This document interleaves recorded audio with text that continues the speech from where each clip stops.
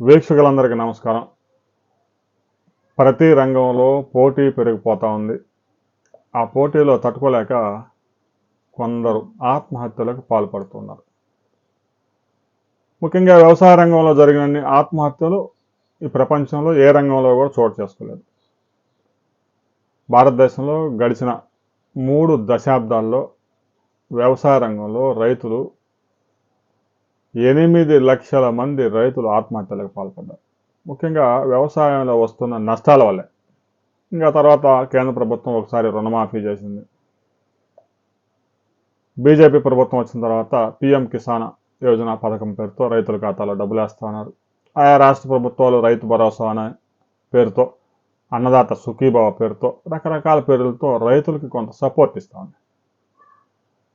సరే, వ్యవసాయ రంగం ఎలా ఉందనుకుంటే ఒక వెలిగిన సాఫ్ట్వేర్ రంగం పరిస్థితి కూడా అలాగే తయారయ్యే ప్రమాద సూచికలు కనిపిస్తూ ఉన్నాయి.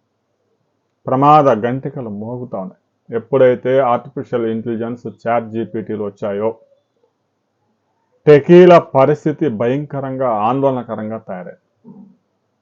వేలాది ఉద్యోగాలు రాత్రికి రాత్రి ఊడిపోతూ ఉన్నాయి. కొత్త ఉద్యోగాలు దొరకడం లేదు.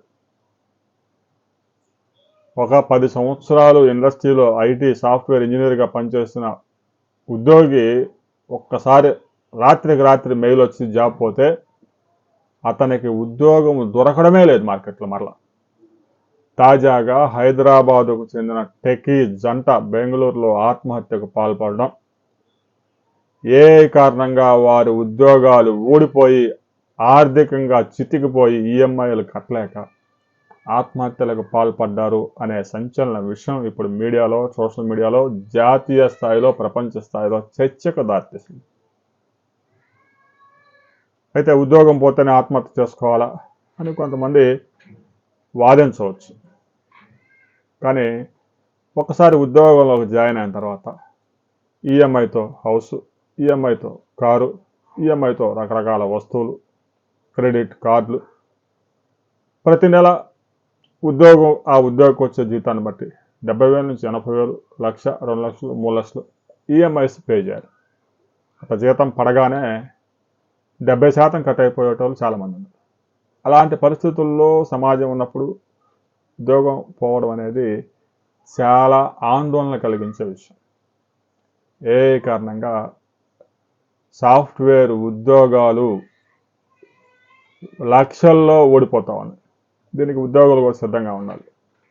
రాబోయే రోజుల్లో మరికొన్ని ఉద్యోగాలు కూడా లక్షల్లో ఊడే అవకాశం ఉంది. ఇదే విషయాన్ని ఇప్పటికే గూగుల్ CEO ప్రకటించారు. కోడింగ్ మొత్తం ఆర్టిఫిషియల్గానే జరుగుతుందని చెప్పారు. కోడింగ్లోనే లక్షలాది మంది ఉపాధి పొందుతూ ఉన్నారు. తాజాగా ఒరేకల్ కూడా ఉద్యోగాలు పీకి పడేసింది. దానికి సంబంధించి మరిన్ని వివరాలు మరో వీడియోలో మనం తెలుసుకుందాం. టెకీలు ఆత్మహత్యలు వెనుక ఏఐ కారణంగా ఉద్యోగాలు ఊడిపోవడం అనే విషయం మీద ప్రతి ఒక్కరూ కామెంట్ చేయండి.